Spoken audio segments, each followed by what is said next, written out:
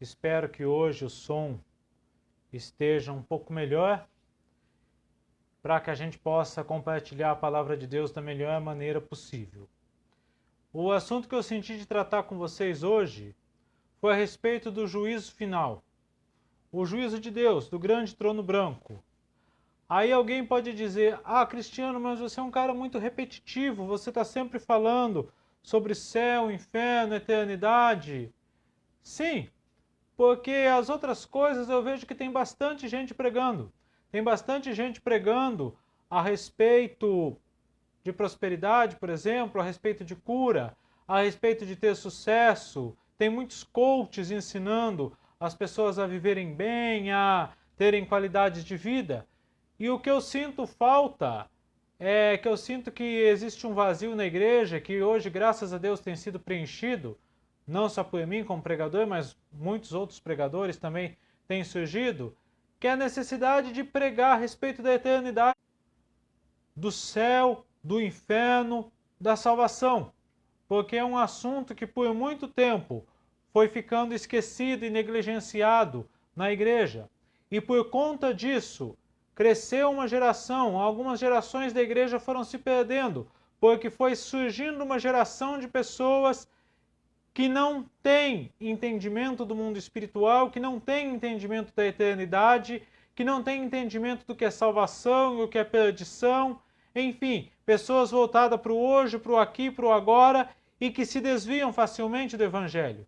Eu vi praticamente 2 gerações da igreja se perderem, porque estão voltados aqui para o hoje, porque estão voltados para fábulas, para profecias, para doutrinas humanas, enfim, e que perde de fato a essência, o cerne do Evangelho, digamos assim. Então o que eu queria estudar com vocês hoje está Apocalipse capítulo 10, capítulo 20 ou melhor, versículo 11, diz assim: Vi um grande trono branco, e aquele que se assenta, cuja presença fugiram a terra e o céu, e não se achou lugar para eles. Vi também os mortos, os grandes, os pequenos, postos em pé, diante do trono. Então se abriram-se livros, ainda outro livro se abriu, o livro da vida foi aberto, e os mortos foram julgados segundo as suas obras, conforme o que se achavam escritos nos livros. Deu o mar os mortos que nele haviam. A morte e o além entregaram os mortos que neles haviam, e foram julgados um por um segundo suas obras. Então a morte e o inferno foram lançados no lago de fogo. Esta é a segunda morte, o lago de fogo. Se alguém não foi achado escrito no livro da vida, esse foi lançado dentro do lago de fogo. Então o que seria este julgamento? Seria o julgamento final. Existe o julgamento para aqueles que terão a recompensa e existe aquele julgamento para aqueles que terão o castigo eterno. Lá em Mateus capítulo 25, Jesus disse: os justos, porém, irão para a vida eterna, mas os ímpios para o castigo eterno. No caso, este julgamento está falando daqueles que receberão os castigos. E eu vou tentar ser breve, porque o assunto aqui é bem longo, mas eu vou tentar resumir o máximo.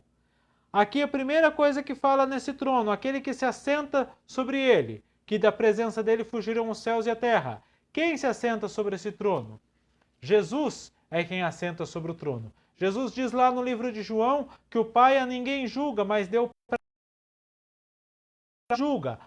para ele, para o Filho, este poder de julgar. Então Jesus vai ser o juiz ali naquele momento. Eu vi muitas pessoas pregar uma coisa muito verdadeira, que hoje Jesus ele é nosso advogado diante do Pai, mas no juízo final ele virá como um juiz para julgar todas as pessoas, para julgar todas as coisas. Se fosse o diabo que fosse o juiz, era fácil. A gente clamava e Deus nos livrava. Se fosse uma outra pessoa que fosse julgar, tá suave. Mas no caso aqui é Jesus, Rei dos reis e Senhor dos senhores, autor e consumador de todas as coisas. A Bíblia diz que nele reside todo o poder, toda a divindade. Ele, soberano, ele é que vai julgar todas as coisas. E da presença dele ninguém escapa. Todos vão comparecer. Ricos e pobres, pequenos, grandes, enfim. Aqui está dizendo que todos vão comparecer diante daquele trono. A Bíblia diz que Deus há de julgar o segredo dos homens, que todos nós vamos comparecer diante do tribunal de Cristo. Como eu disse aqui no início, uns vão comparecer para a recompensa e outros vão comparecer para o castigo, mas todos vão comparecer. E o interessante, abriram-se livros. Que livros que se abriram? A Bíblia diz no Salmo 139 que todos os nossos dias foram escritos nos livros do Senhor. O livro das obras, aquele livro que Deus escreveu o projeto dele para você, esse livro vai ser aberto. E vai ser aberto também o livro que você escreveu, pois Deus estabeleceu um propósito de vida para as pessoas. E muitas pessoas escolheram viver uma vida totalmente fora do propósito de Deus. Esse livro vai ser aberto também ali no dia. Quer saber mais livros que serão abertos? Gênesis, Êxodos, Levíticos, Números, Deuteronômios, Mateus, Marcos, Lucas, João, porque a Bíblia diz que todos seremos julgados pela palavra. Jesus ele disse que a palavra é quem nos julga, porque Deus estabeleceu os seus princípios de vida, estabeleceu a sua lei para reger o universo através da sua palavra, e o ser humano escolheu viver uma vida totalmente fora da sua palavra. Então será aberto esses livros e vão ver se a sua vida, a vida de cada um de nós, ou daqueles que comparecerem diante do trono, espero que nem eu e nem você estejamos ali, porque esse vai ser um juízo final, um juízo para condenação, mas vai se abrir a palavra de Deus e ver se a sua vida ela está em ordem com esta palavra. E seremos julgados pela palavra. A Bíblia diz que todos seremos julgados por esta palavra. Jesus ele disse, falando ali sobre o julgamento, eu não julgo ninguém. A palavra que eu tenho pregado, essa vos julga. Porque se em Sodoma e Gomorra tivessem sido realizados os milagres que foram realizados no meio de vocês, Israel, já teriam se humilhado, se arrependido, mas vocês viram a Jesus, viram a palavra sendo pregada e não se converteram. Como alguém disse, a nossa geração aqui de hoje se tornou pior do que Sodoma e Gomorra, porque Sodoma e Gomorra não tinham uma igreja pregando o evangelho em cada esquina, não tinham um pregador na internet a cada minuto, não tinham na televisão. E hoje nós temos. E por isso as pessoas serão julgadas. Todos serão julgados pelas suas obras. Aqui diz, cada um foi julgado segundo as suas obras. Eu já disse isso aqui em outras lives. Não adianta alguém chegar na hora e dizer, mas eu aprendi que foi daquele jeito.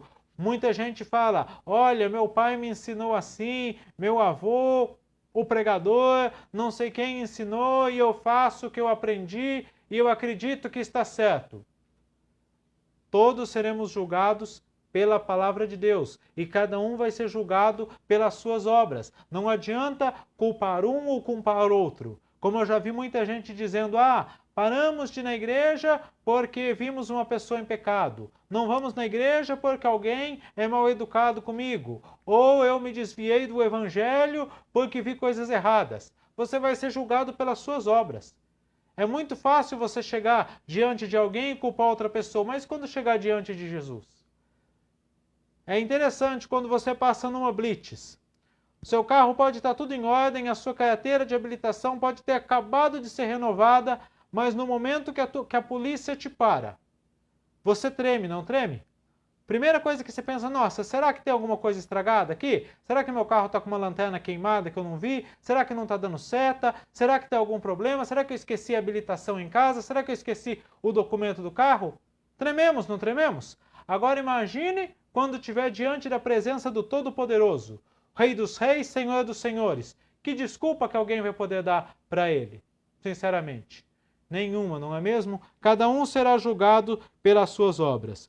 O livro da vida vai ser aberto, como já foi mencionado. E todos os que não foram inscritos, que não se acharam inscritos no livro da vida, serão lançados no lago de fogo e de enxofre, que é a segunda morte. Este é o juízo final, o julgamento para a condenação. Aqueles que tiveram um encontro com o Senhor Jesus, que se arrependeram dos seus pecados, que colocaram a vida em ordem com a palavra de Deus, esses receberão um julgamento, não para condenação, mas sim um julgamento para recompensa. Se você continuar lendo no livro de Apocalipse, o capítulo 21, João vai falar sobre o novo céu, sobre a nova terra, onde não vai haver lágrimas, onde o Senhor vai habitar no nosso meio. Diz assim: eis que faço novas todas as coisas.